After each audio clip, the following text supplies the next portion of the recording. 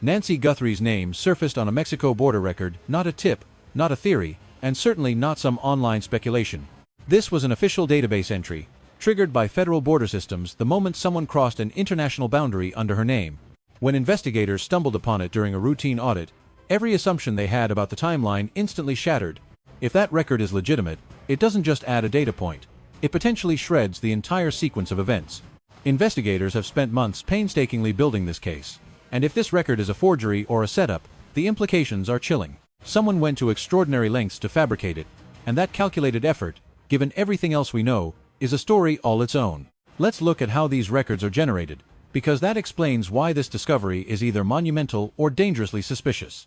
There is very little middle ground here, as any crossing at an official United States-Mexico port of entry triggers a federal audit trail.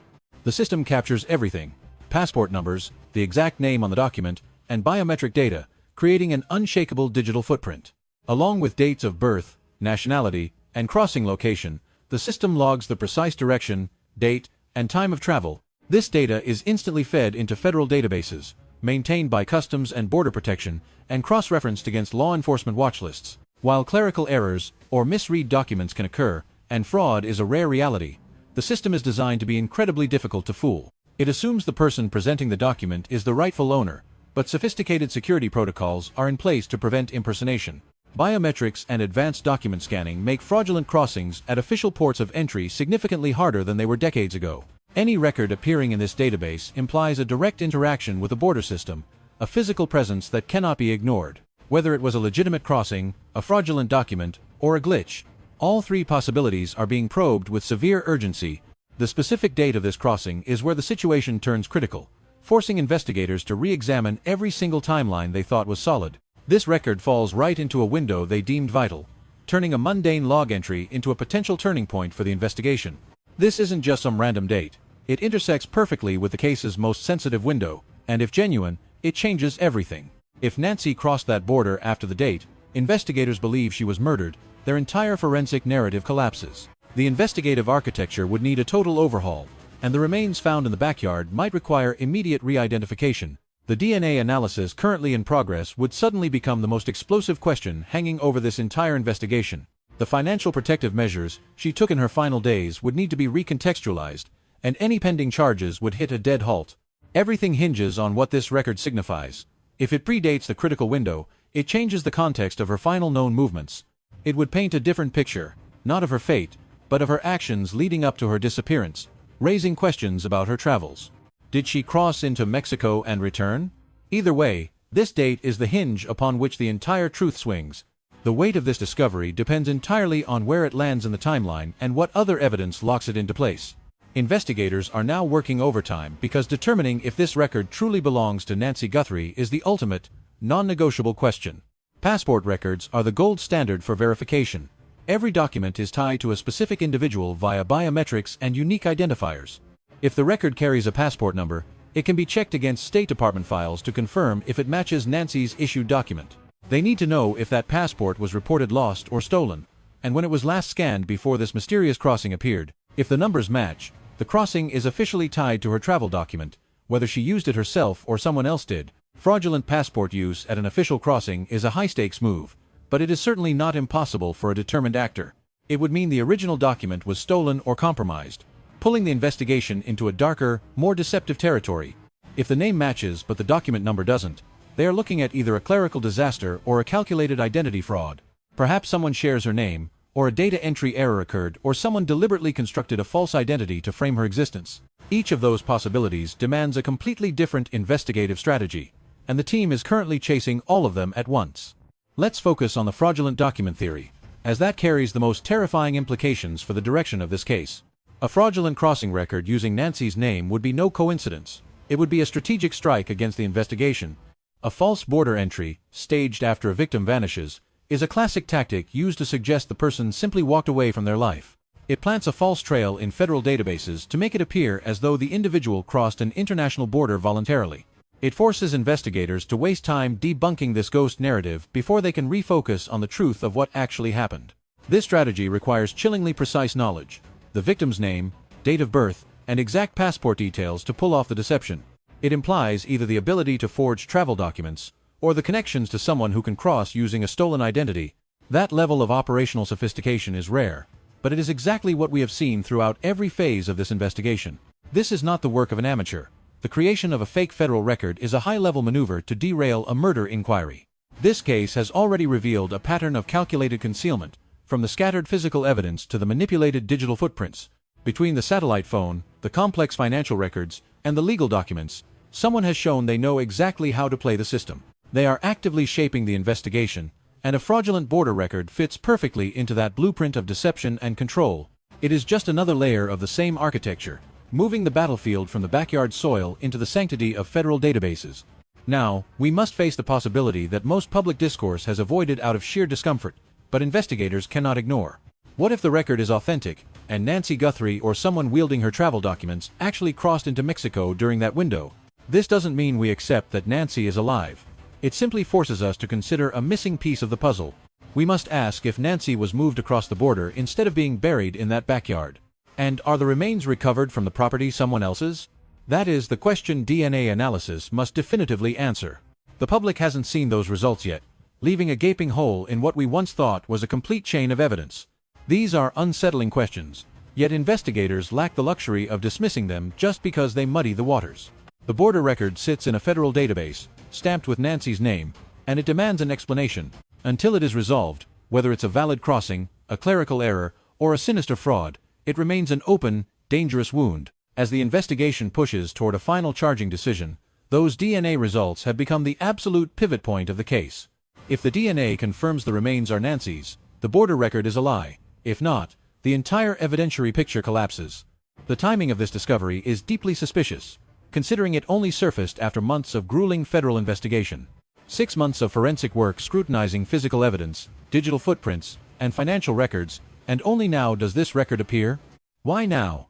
It's the question haunting everyone involved in this deepening mystery. Perhaps the travel database audit was a late-stage maneuver, with investigators prioritizing other leads before sweeping the travel logs. Or, the record could have been unearthed earlier but suppressed for strategic reasons until the case was ready for it. It may have surfaced now because the investigation has reached a threshold where this revelation won't compromise their operations.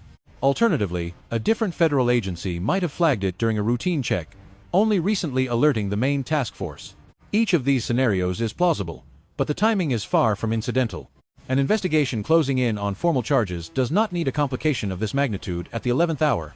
They don't need another mystery. They need a swift, definitive resolution to lock this case down.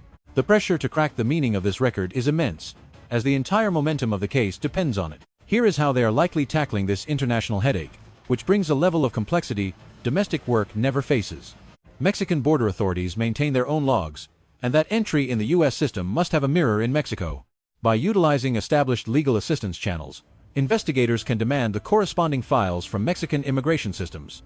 They will scour the records for the specific port of entry, travel direction, and any surveillance footage that might have been preserved. Major ports of entry are under constant video surveillance, covering every single lane and pedestrian point. If that footage exists, it could provide the smoking gun, a visual confirmation of who actually crossed that border. Watching that video to see if the person matches Nancy Guthrie is the ultimate, definitive test for this entire theory. Preservation windows for this footage vary, with some systems wiping data in days and others holding it for months. If the date falls within that window, and investigators acted with lightning speed, the evidence might still be waiting for them. If it falls outside that window, or if the data has been overwritten, that door is slammed shut forever.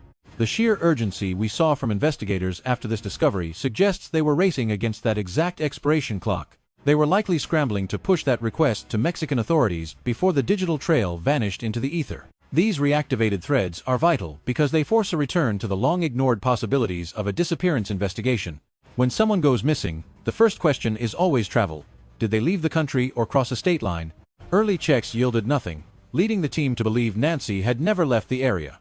The backyard discovery shifted their focus entirely toward a domestic crime at that specific property. Physical forensics and digital analysis took center stage, pushing travel records into the background as secondary concerns. They were hyper-focused on the property, convinced they knew exactly where the crime had been committed. While the border record doesn't necessarily disprove that, it forces them to confront every assumption they let harden into fact. They must now re-verify the remains, recheck the property evidence, and ensure their entire narrative isn't built on a foundation of sand. Every travel movement by Nancy or those in her circle must be re-evaluated to see if it fits the crime. From a practical standpoint, the investigators are backtracking, forced to reopen doors they thought were locked tight. These reopened questions now require the same brutal, rigorous scrutiny as they did on day one.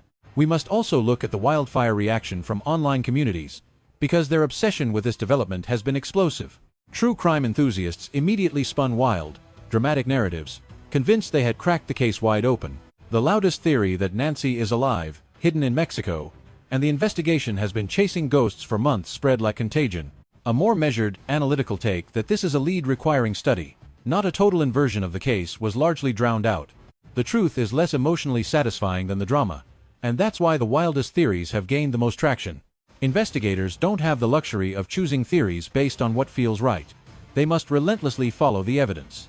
Right now, the evidence shows a border crossing record under Nancy's name, and its true nature remains shrouded in mystery. Those DNA results are the single most critical factor in resolving the clash between the backyard evidence and this crossing record. If the DNA confirms the remains are Nancy's, the record is clearly a fraud, an error, or a theft of her identity. However, if the DNA tells a different story, the entire foundation of this investigation will be forced to shift. Until the truth is revealed, this record remains a volatile variable, pushing investigators to scramble across multiple fronts. Here is exactly what this means for the individuals who have been the primary targets of this investigation all along. Regardless of what this record truly is, if someone fabricated an entry to suggest Nancy left the country, it is a federal crime. It constitutes fraud, the illicit use of identity in federal systems, and the deliberate obstruction of an ongoing investigation. Whoever pulled the strings to create that false record has just added a serious layer of criminal exposure to their situation. Faking a federal border record is no amateur feat. It requires high-level technical access or dangerous connections in the shadows. It demands either the ability to forge bulletproof documents or a network that can bypass the most secure systems on Earth. Identifying who in this case had the capability to orchestrate such a deception points directly back to the circles. Investigators are already probing. From the satellite phone to the family associate with a criminal past, every thread in this web is being pulled tighter. Investigators are now meticulously checking if any of these existing leads link back to the creation of that fraudulent record. Beyond the forensics, there is a chilling reality here that every follower of this case needs to confront directly. The border record shatters the growing sense of clarity we felt as the evidence against the suspects began to mount. For those of us tracking every development and watching the puzzle pieces fit, this record is nothing short of destabilizing. It forces the terrifying realization that things are not as settled as they seemed, and the case could be heading in a new direction. The comfort we found in a steady narrative may have been premature, and that uncertainty is as uncomfortable as it is necessary. Investigations that rush toward charges on shaky evidence only hand defense attorneys the tools they need to destroy a case in court. This border mystery must be fully resolved before the prosecution can move forward with the absolute confidence that a conviction requires. Enduring this renewed uncertainty is the heavy price of forensic rigor, the only thing separating a guilty verdict from a failed trial. Investigators are sitting with that tension, working through the contradictions with a systematic, brutal precision. Here is where every forensic thread now stands. The DNA analysis remains the most vital, urgent piece of the puzzle. This record only increases the pressure, making those DNA results the absolute make-or-break moment for the entire case. If the identity is confirmed, the border record becomes a blatant act of obstruction, but if not, the case is blown wide open. If the satellite phone records are cracked, they might reveal the communication trail that coordinated this entire fraudulent crossing. That phone was a custom channel built to evade surveillance, making it the perfect tool for such a sophisticated conspiracy. The financial records may also hide the paper trail, the transactions used to pay for these fake travel credentials. Those unexplained cash withdrawals, already flagged by experts, take on a sinister new meaning in light of this border fraud.